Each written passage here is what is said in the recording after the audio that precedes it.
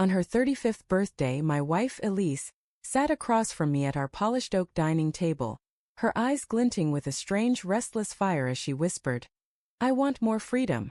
The words sliced through the candlelit air, sharp as the knife she'd used to cut her chocolate cake moments before.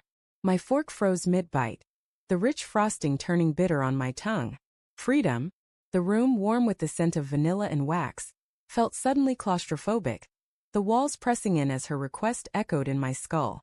I forced a smile, my heart thudding like a trapped animal, and asked, "What kind of freedom, love?" Her gaze flickered to the window, where rain streaked the glass like tears, and she said nothing. That night, as Elise slept, her breath soft and even, I lay awake, the weight of her words crushing my chest. Our marriage had been a quiet dance, comfortable, predictable, a rhythm of shared coffee mornings and late-night TV. But lately, her silences had grown heavier, her smiles less frequent. I'd noticed the small things. Her phone screen dimming the moment I entered the room, her late nights at the office, her new perfume that smelled like someone else's choice. I told myself it was nothing, stress maybe, or the monotony of 10 years together. But her birthday wish, that single word, freedom, gnawed at me, a splinter in my mind. The next morning I found her phone on the kitchen counter, its screen unlocked, a rare oversight. My fingers hovered, guilt prickling my skin like static. This wasn't me snooping, doubting. But the pull was too strong, a current dragging me under. I opened her messages, my pulse hammering in my ears. A name I didn't recognize. Evan. The texts were brief but intimate, a shorthand of familiarity that made my stomach lurch. "Miss you already," one read, time-stamped last night after our dinner. Another, "Can't wait for Thursday." My vision blurred, the words swimming like fish in a murky tank. I set the phone down, my hands trembling, and stood frozen as the coffee maker hissed and sputtered behind me. At work I was useless, my mind replaying every moment of the past months. The way Elise laughed too loudly at her colleagues' jokes at the company picnic. The new silk scarf she'd worn, a gift she claimed was from her sister, though I'd never seen her sister give anything so extravagant. I tried to rationalize it. Evan could be a friend, a coworker, a misunderstanding. But the ache in my gut told a different story.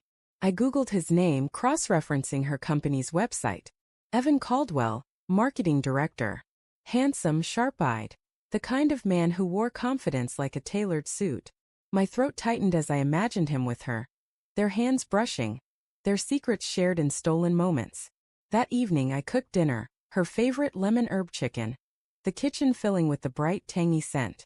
I wanted to confront her, to demand answers, but fear held me back. What if I was wrong? What if I broke us for nothing? When she came home, her hair damp from the rain, she kissed my cheek, her lips cool and fleeting. "Smells amazing," she said, her voice light but distant, like a radio signal fading. Over dinner I tested the waters. "How's work?" I asked, my tone casual though my heart raced. She shrugged, twirling her fork. "Busy. You know how it is." Her eyes didn't meet mine, and the silence that followed was thick, suffocating. Thursday came, the day from Evan's text. Elise said she had a late meeting, her voice smooth as she kissed me goodbye. I waited 10 minutes, then followed her, my car trailing hers through the city's neon-lit streets. Shame burned in my chest, but suspicion burned hotter. She didn't go to her office.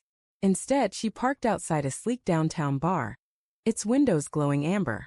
I watched from across the street, rain blurring my windshield as she stepped inside, her red coat a vivid slash against the gray evening.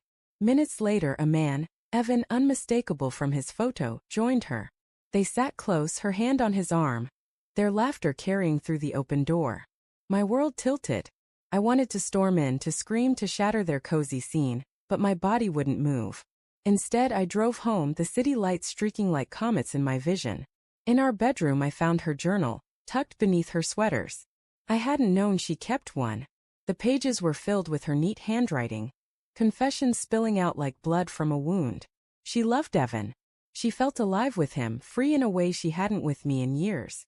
But she loved me too, she wrote, and the guilt was tearing her apart. Each word was a blade, carving away the life I thought we had. I didn't confront her that night.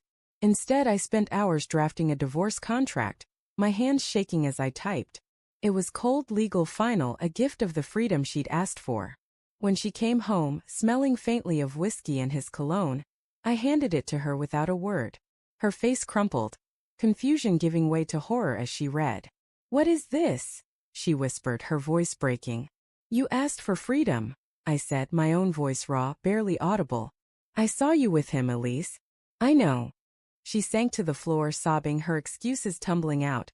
How it started as a flirtation, how she never meant to hurt me, how she was torn between two lives. I wanted to hate her, to walk away, but her tears mirrored mine and I saw the truth. We were both broken, both betrayed by the life we'd built. As she reached for my hand, I pulled back, unsure if I could ever touch her again. But in that moment, I realized the real betrayal wasn't just her affair. It was the silence we'd let grow between us, the love we'd stopped fighting for. And as she begged me to stay, I wondered if freedom was what either of us truly wanted.